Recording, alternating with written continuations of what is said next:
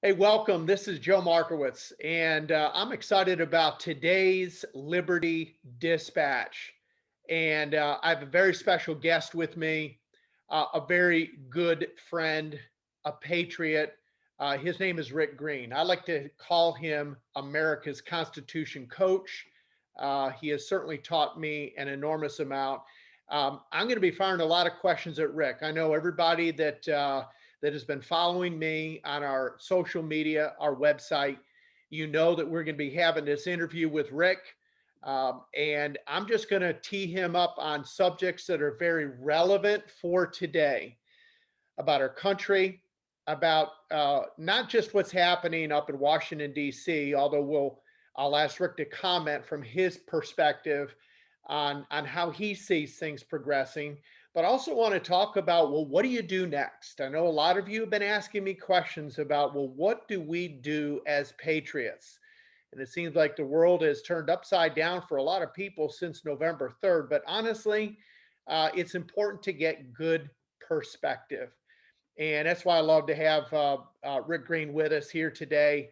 He's got a great background. Maybe, Rick, why don't you introduce yourself, a little Sure. bit of your background, how you got here? Then I'm just going to fire away if you don't mind.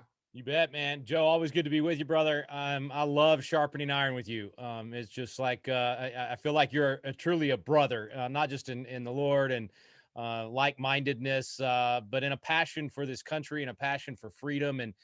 And frankly, it's good to be around somebody that gets it, that recognizes the dangers in front of us, that and hasn't lost hope. That even as you look at the field before us, that you still have joy and you still have the ability to encourage other people to stay in the fight.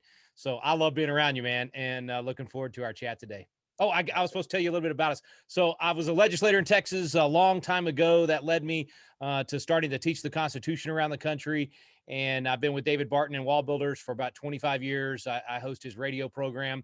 But my favorite thing to do is just teach citizens how to preserve liberty, how to pass it to the next generation.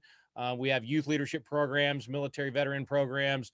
We do a lot of different things to just teach people how to live out the freedom we have, not just complain about things, not just, enjoy freedom, but actually bear the burden of preserving it and passing it. So I love the fact that you said that about action steps. What can people do? Because they're asking the right questions, and we've got some good answers for them today.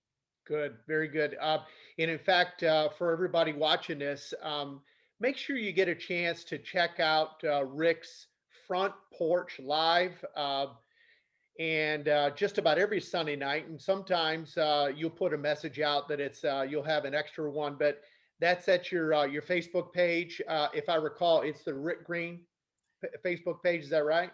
Yeah, it usually one comes out in the middle of the week. If I watch this guy named Joe on his Liberty Dispatch and I get really fired up, then I just can't wait till Sunday, and I have to go ahead and do one in the middle of the week. I appreciate that. So I want you to check it out.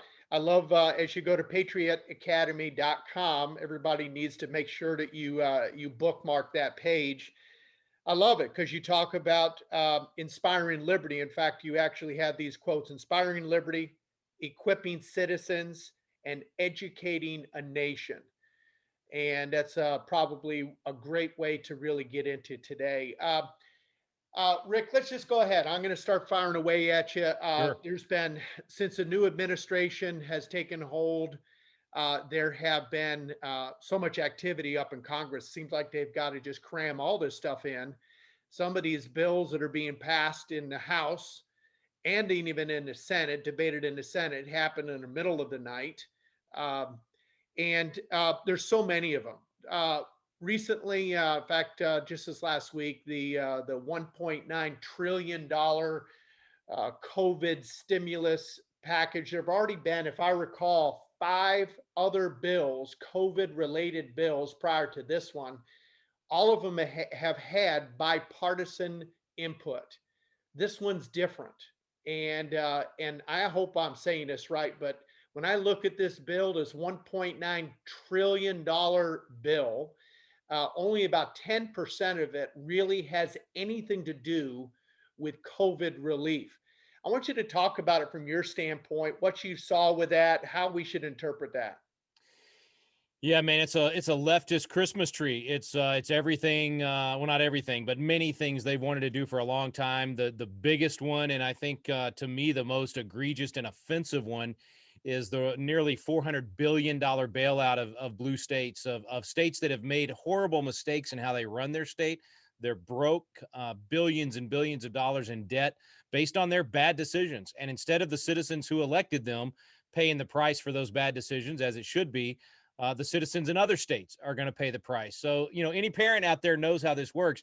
If your child does something stupid, if they do something foolish, if they do something wrong, and you say to them, don't worry about it, honey, I'll take care of those consequences for you, they're going to do it again. And so we have punished the very people that didn't make those bad decisions, taken money from them, and gone and bailed out these governors in these states that, made bad decisions, not just last year over COVID, but over the last couple of decades. So I really dislike that one. I think from a constitutional perspective, it's egregious. Hamilton and others warned about that. That's not what general welfare is all about. So it's a really bad deal. And that's just one thing in that bill. I mean, in fact, I think you did a laundry list on this as well. I mean, all the things that they're doing that are not COVID related, even the COVID related stuff, I have a problem with at this point, since really the COVID relief we need is for government to get off of our back, get the boot of government off of our neck, and let people live in freedom. None of the COVID sanctions across the country made any difference. They're finally starting to admit that. I don't know if you saw that in the last few days.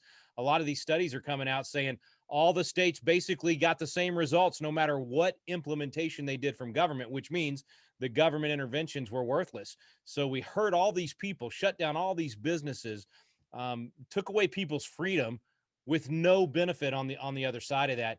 And so these bailout bills, both the ones the Republicans did before and Democrats together, and this one that's all Democrat, they only reinforce those bad public policy decisions. But it's a horrible bill, man. Yeah. You talked about bailouts.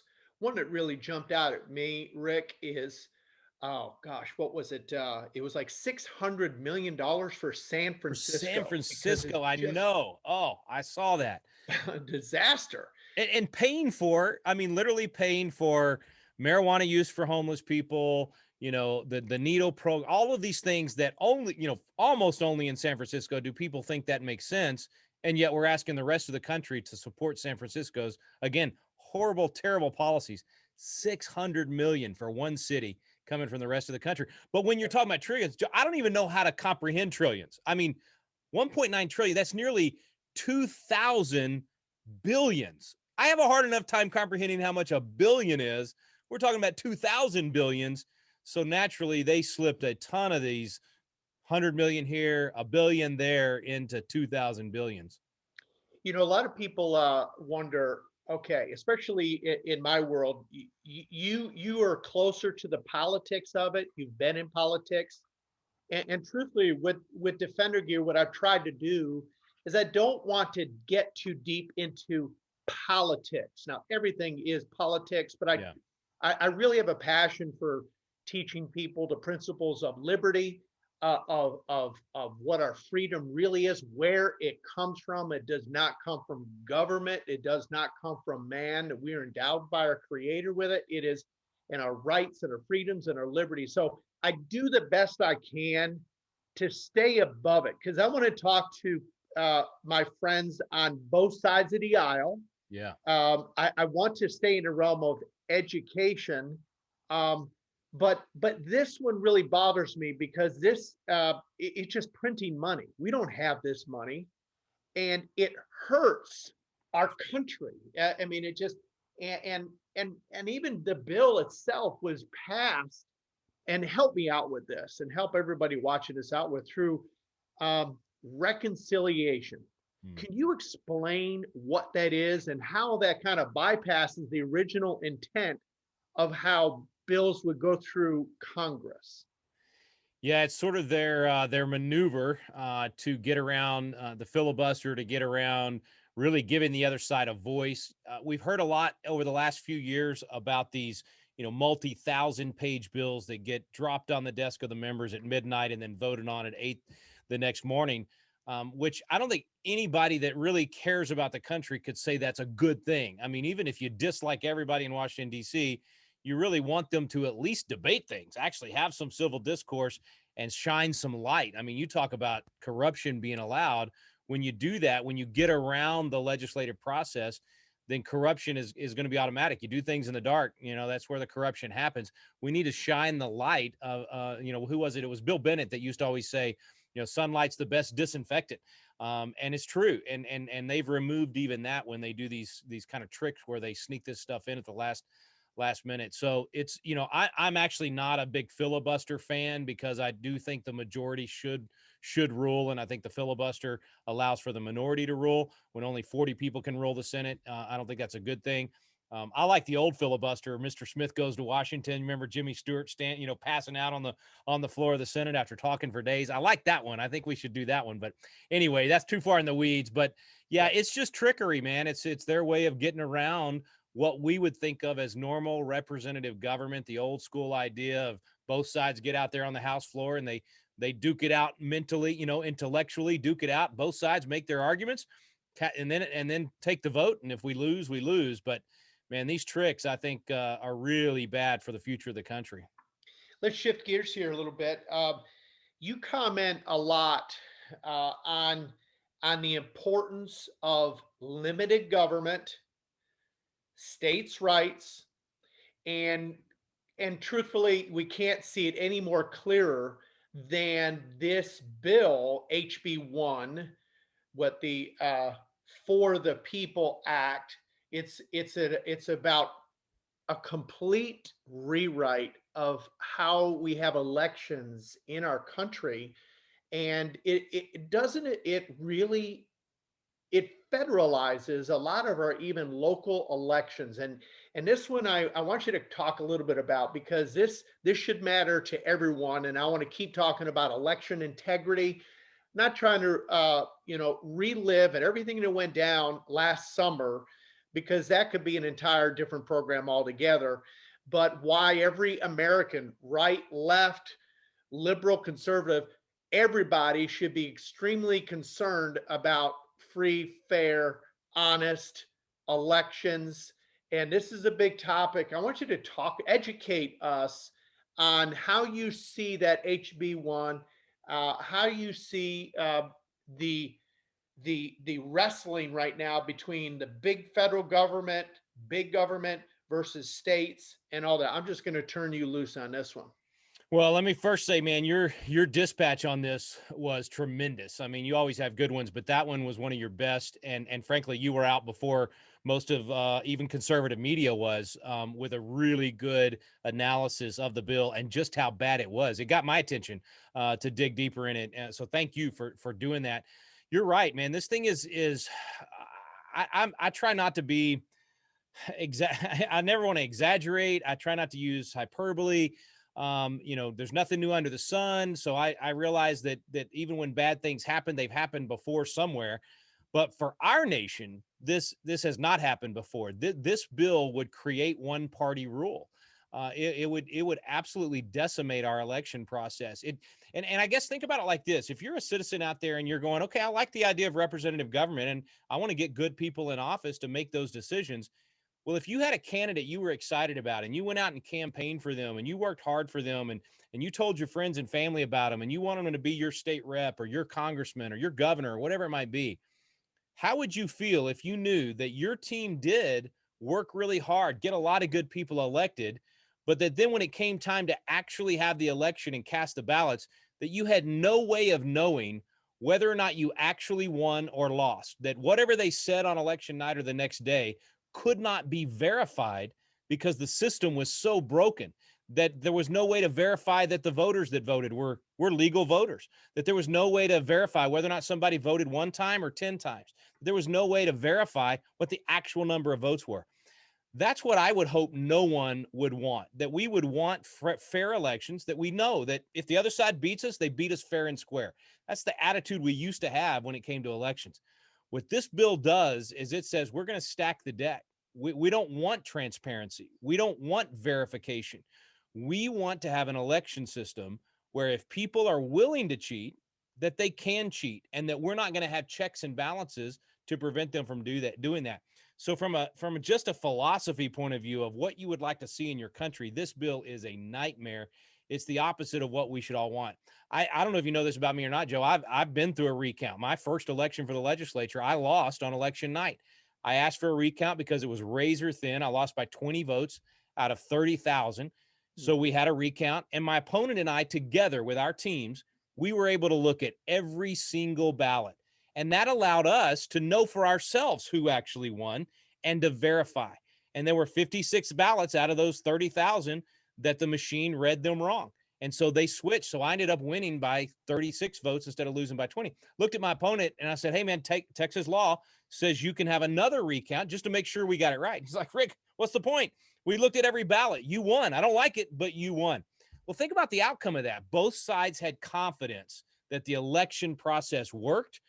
Both sides said, hey, we better work really hard next time. That was really close. It was good for everybody. So there was transparency. There was verification. We both had legal remedies to make sure that would happen. That's how elections should work. And this bill out of Congress would change all of that, get rid of all of that, not just in Pennsylvania and Georgia and where we had the problems in the presidential election, but in every state. Every state would have to do it the way the feds want to do it. Let me say one other thing real quick. It is constitutional, unfortunately. Article 1, Section 4, Paragraph 1 of the Constitution says that the states get to decide time, place, and manner of elections. And by the way, this is only with regard to U.S. Congress and U.S. Senator, not your state rep or your state senator, but the ones you send to Washington, D.C. But that the states get to decide how that's going to be done. And then it has a little exclusion or exception at the end of that paragraph that says, but Congress can from time to time step in and modify that slightly. Now, the history on that, according to Hamilton and the Federalist Papers, according to other founding fathers, it was nothing like what they're doing. It was designed so that if the states got fed up with the feds and said, we're not even going to have federal elections, we're done with you guys, or something crazy like that, that the federal government could step in and say, no, we're going to make sure that you have elections for your U.S. Congress and Senate.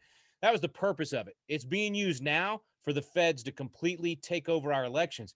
And the problem is, I don't know of any state that's going to spend the money to have two different elections, to have a federal election governed by these new rules Congress is passing, but that would only be your election for U.S. Senate and U.S. House, and then have a state election for all of your local reps, state Senate, governor, city council, all that stuff. Everybody's going to have one system because it just costs too much to have two. I'm actually encouraging my friends in the Texas legislature, you better preempt this thing and go ahead and say, we're going to spend the money to have two elections because we're not going to let them corrupt all of our elections, and we're going to fight this one at the federal level to try to overturn it. I'm sorry for going so long on that, but you hit the nail on the head. This is a massive issue for the future of our republic. Hey, let me ask you this, Rick. Do you see any positive signs happening in states and local level to clean up the elections, to prevent what happened in the fall? Do you see any movement at all? Yeah, so there's a lot of bills that have been filed by a lot of good legislators across the country. The problem is the leadership in most of the legislatures very weak, not strong.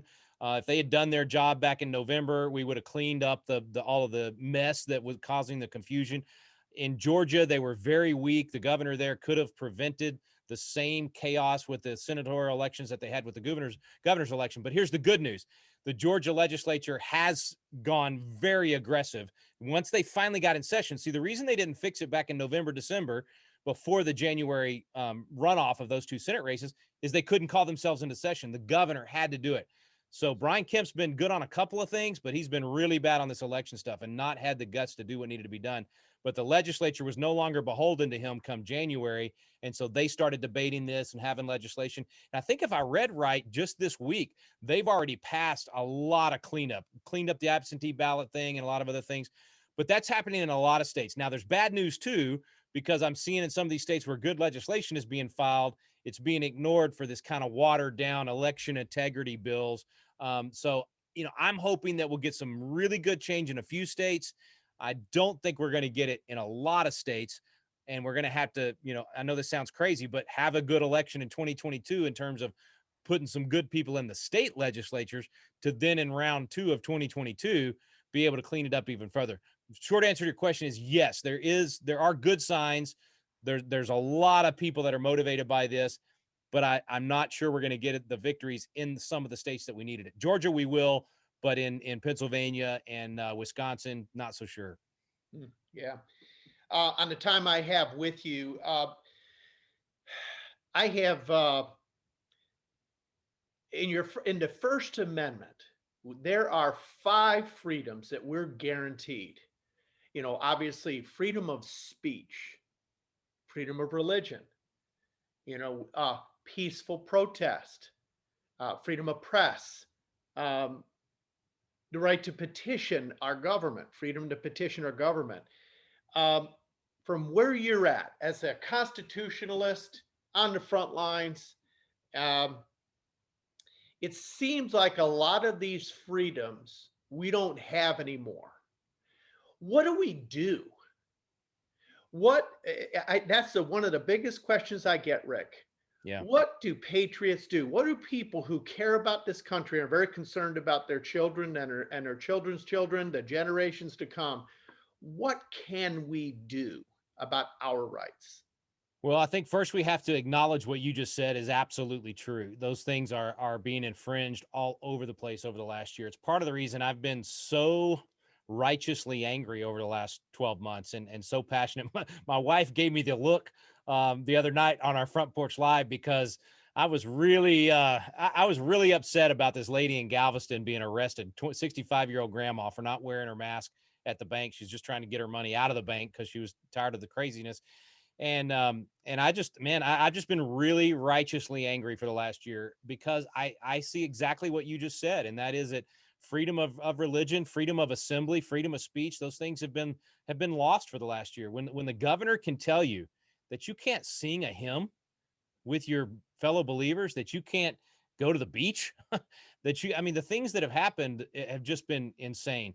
And of course, the freedom of speech infringements all over the place, the cancel culture, the using of not just private entities doing it, but the using of government power to do it. It's bad. I mean, those things are happening in our culture. So now what do we do about it? Well, first we have to acknowledge it's happening. Second, we gotta be educated about what those freedoms are and how to push back. And then third, we got to have the courage to push back. And so I think part of what you do that's so important is you infuse courage into people.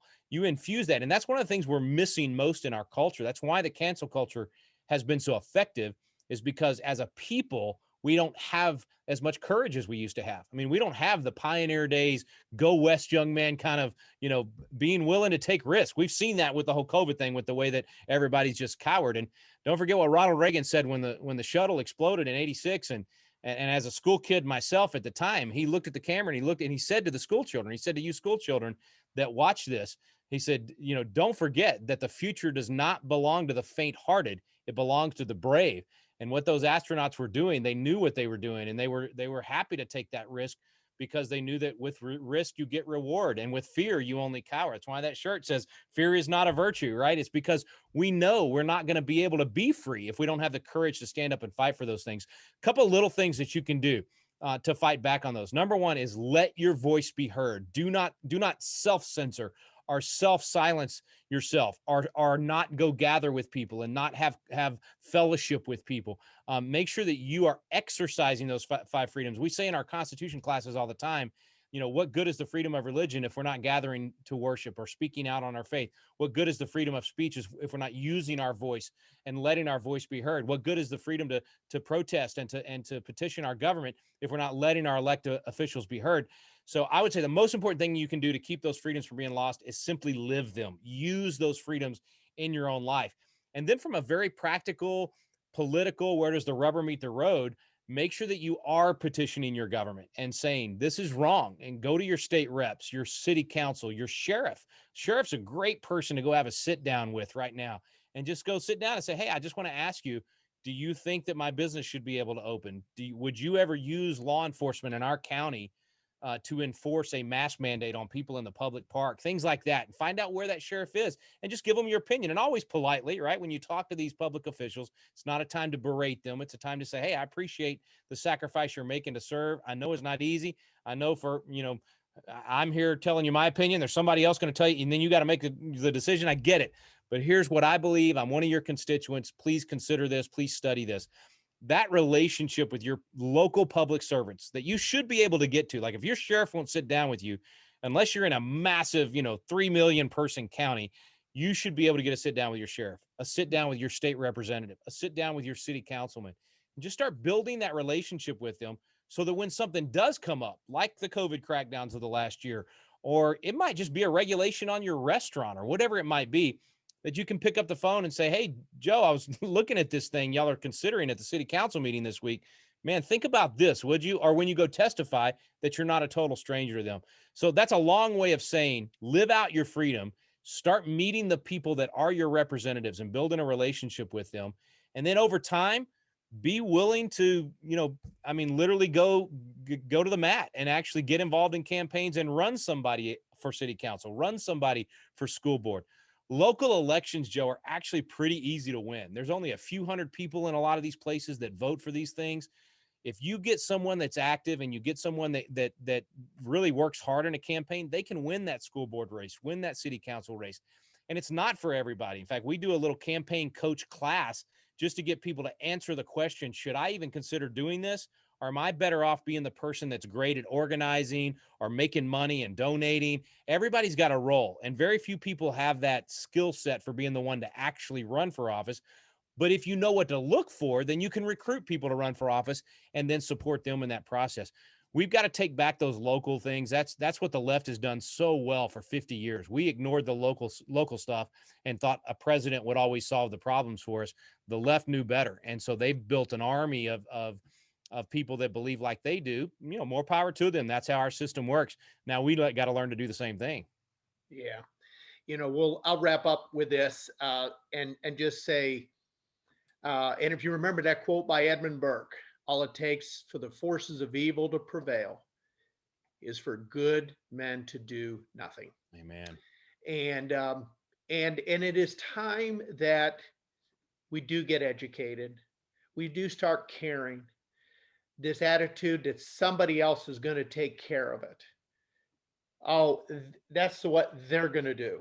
And always just passing it off as that you have no control, that you have no power.